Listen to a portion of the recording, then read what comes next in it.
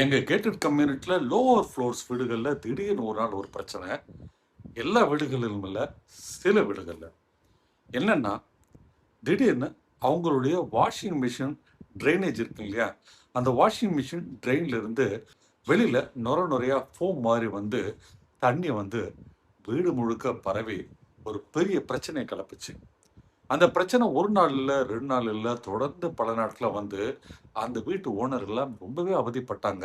அதுக்கப்புறம் எங்களுடைய மெயின்டெனன்ஸ் டீம்லாம் இறங்கி வேலை செஞ்சு ஓரளவுக்கு அந்த பிரச்சனையை சரி பண்ணிட்டாங்க.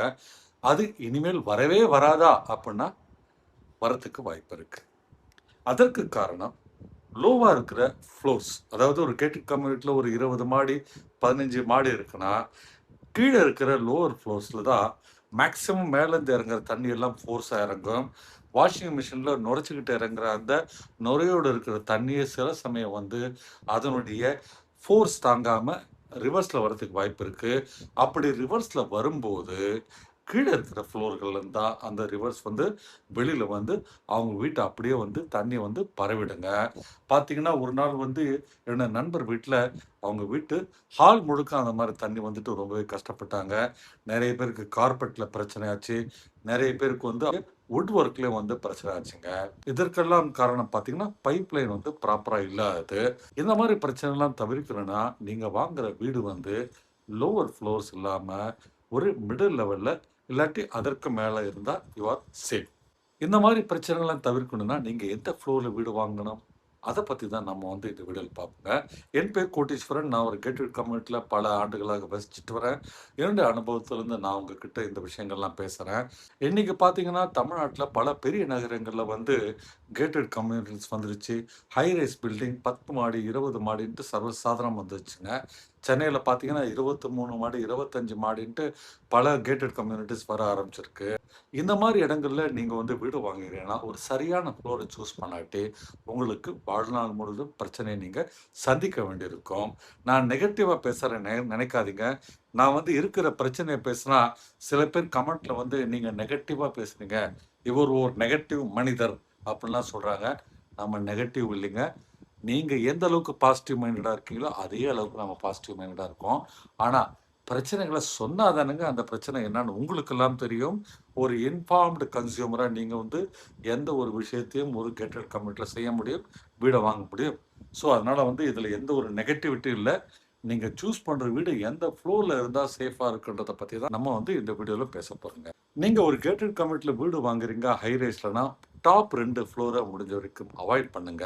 ஏன்னா ஆஸ் பர் ரெரா டேர்ம்ஸ், ரெரான்றது ரியல் எஸ்டேட் ரெகுலேட்டரி அத்தாரிட்டி, இவங்க தான் ஒரு ஸ்டேட்லேயுமே வந்து பார்த்தீங்கன்னா பில்டர்ஸ் வந்து கண்ட்ரோல் பண்ணுவாங்க.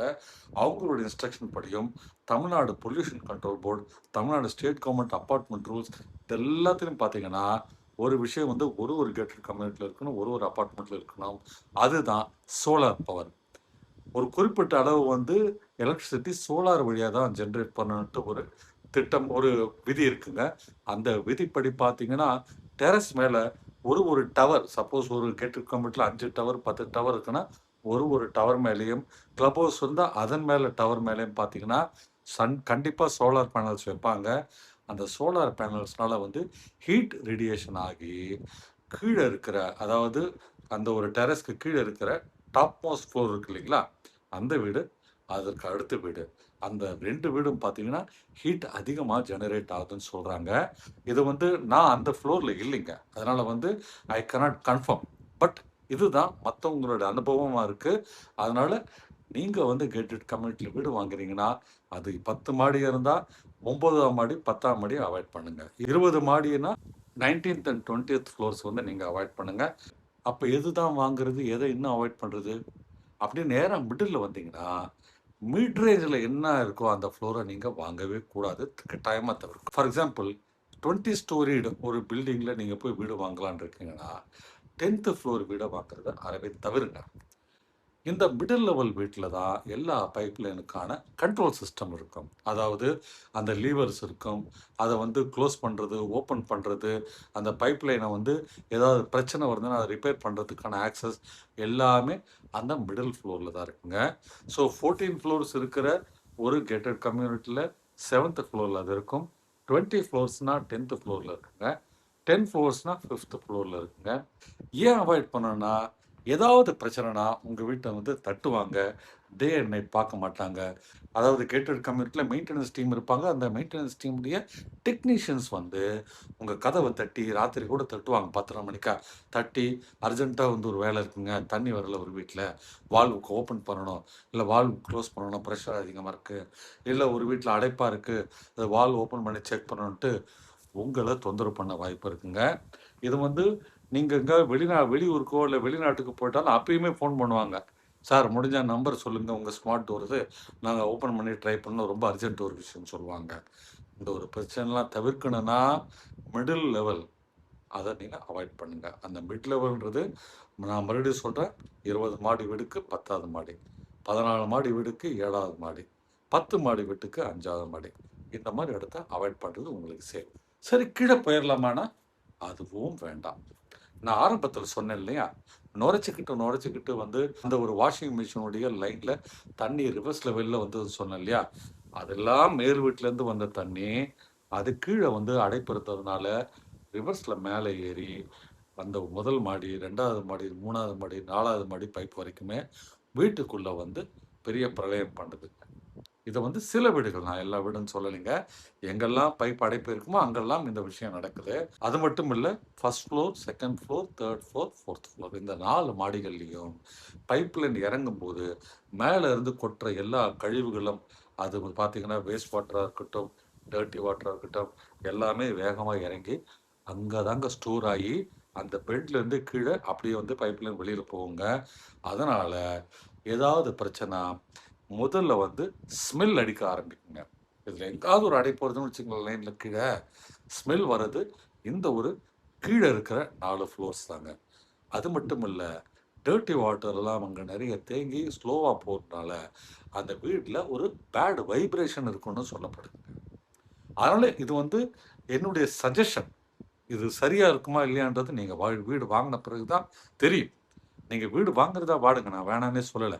ஆனால் முடிஞ்ச வரைக்கும் first floor, second floor, third floor, fourth ஃப்ளோரில் அவாய்ட் பண்ணுங்கள். ஸோ நான் மறுபடியும் ரிப்பீட் பண்ணுறேன், டாப் 2 ஃப்ளோர் அவாய்ட் பண்ணுங்கள், மிட் ரேஞ்ச் அவாய்ட் பண்ணுங்கள், பாட்டம் 4 அவாய்ட் பண்ணுங்கள், ப்ளஸ் 2. ஸோ இந்த மாதிரி நீங்கள் அவாய்ட் பண்ணிட்டு அதற்கு கீழே வாங்குறதோ இல்லை அதற்கு மேலே வாங்குறதோ உச்சிதம். அது மட்டும் இல்லைங்க, நீங்கள் ஒரு 5 மாடிக்குள்ளே 6 மாடிக்குள்ளே வீடு வாங்கினாதான் ஏதாவது எமர்ஜென்சினா டக்கு நீங்கள் வந்து வெளில வருதுங்க. ஏன்னா ஏதாவது ஒரு ஹசார்ட் இருக்குன்னு வச்சுங்களேன், லிஃப்ட் வந்து வில் நாட் ஒர்க், லிஃப்ட் வந்து லாக் ஆகிடுங்க, லிஃப்ட் வில் நாட் ஃபங்க்ஷன். நீங்கள் ஸ்டேர்கேஸ் வழியாக தான் இறங்குற மாதிரி இருக்கும். வயதானவங்க, நடக்க முடியாதவங்க, குழந்தைகளுக்கெல்லாம் டக்குன்னு வந்து ஒரு 5 மாடி 6 மாடினா இறங்கிடலாம். 12 மாடி, 15 மாடி, 20 மாடினா எவ்வளோ கஷ்டமாக இருக்கும் யோசனை பண்ணிப்பாரு.